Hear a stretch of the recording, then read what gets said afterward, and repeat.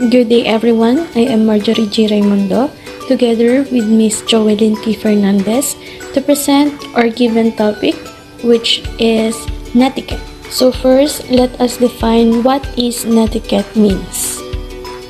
So, Netiquette is a set of unofficial rules for good behavior and politeness followed by users of online and digital technologies such as the internet, email, and chat rooms. Netiquette is derived from the word etiquette, which refers to the general rules of conventions of correct and polite behavior in social setting and situations.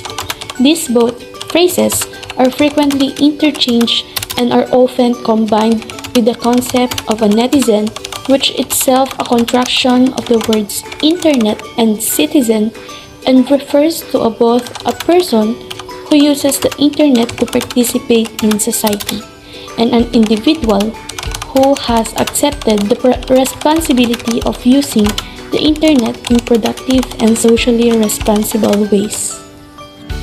The following are the 10 rules and reminders for online communication as summarized from Virginia Shee's book called Netiquette.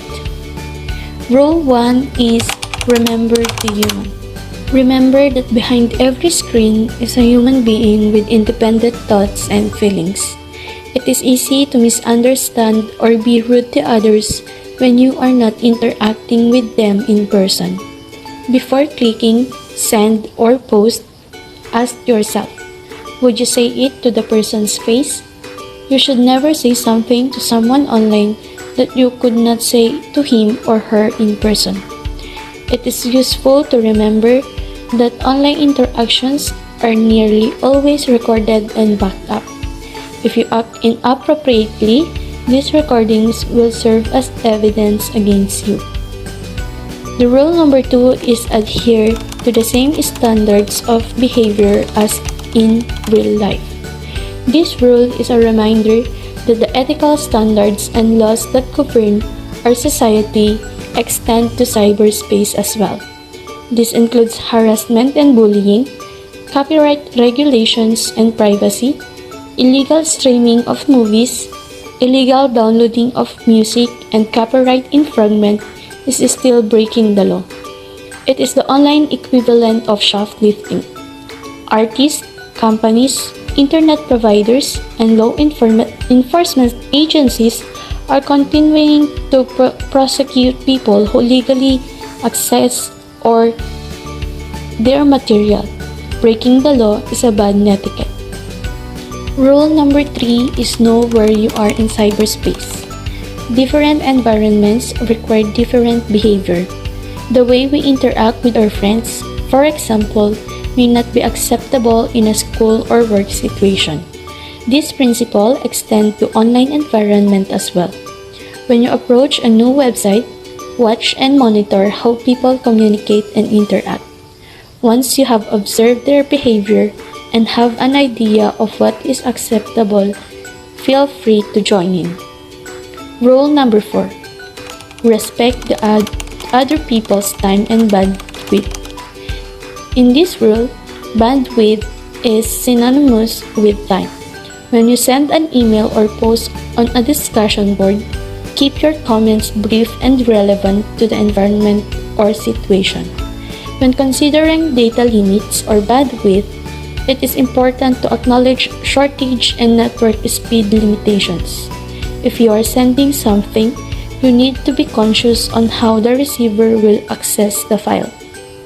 You can save people's data limit and time by being considerate with what you send or share.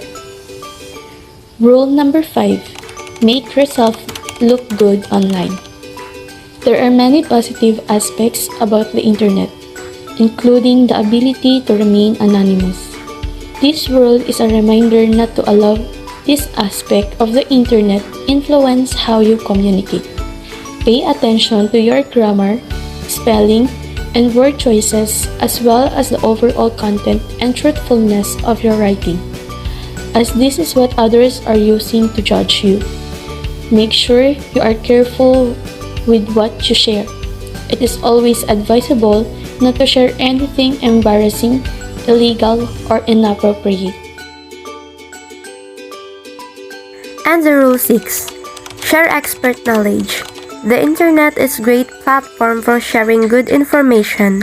However, it can also be used to spread misinformation and distortions.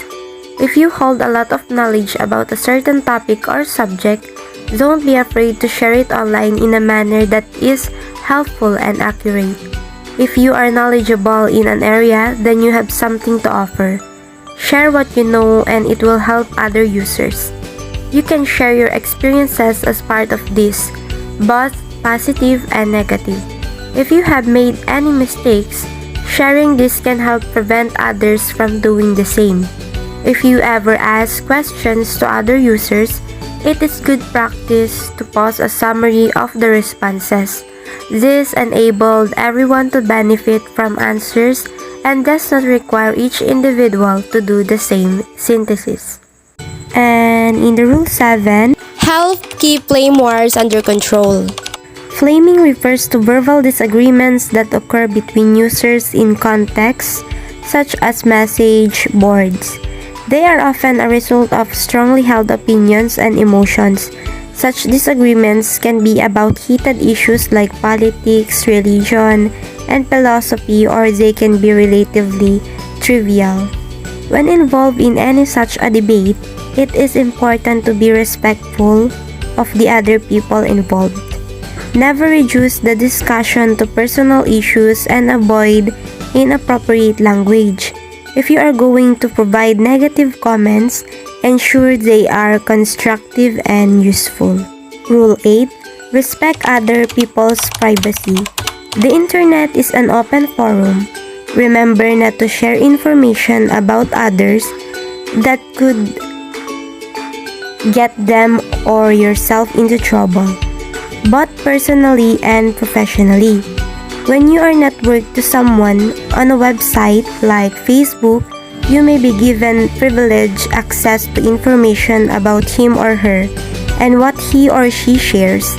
You need to ensure you do not breach anyone's wishes by sharing any of the content they have made available to you.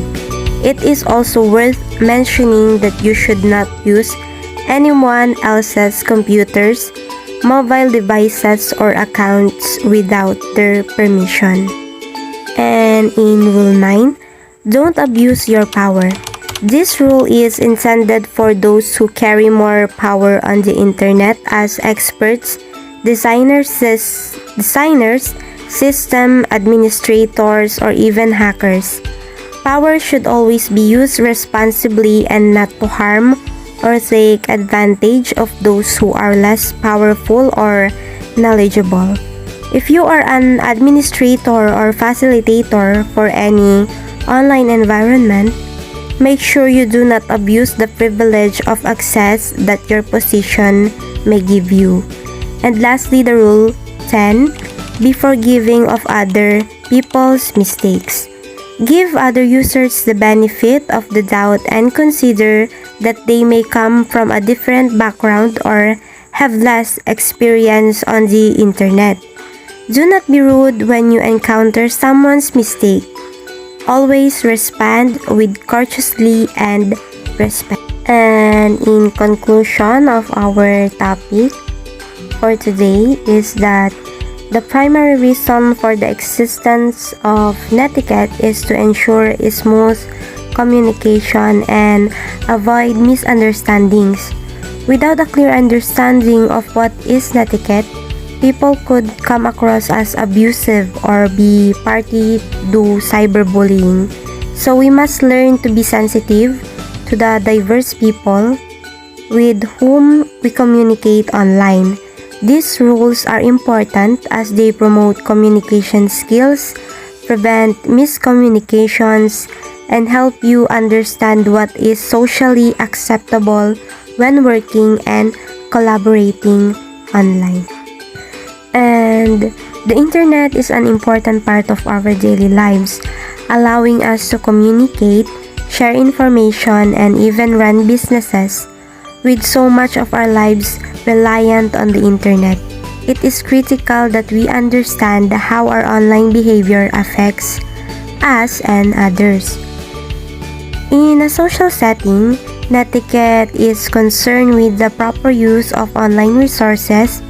Users must adhere to copyright laws and other applicable restrictions according to the definition of Netiquette. The ideal manners and behavior expected of online users is known as Netiquette, short for net etiquette or internet etiquette. When using any online medium, Netiquette is a set of professionally and socially acceptable norms to follow. The major reason for the existence of internet etiquette is to allow us to communicate effectively online. Most websites and social media platforms have established guidelines for acceptable online behavior. So that's it for our report.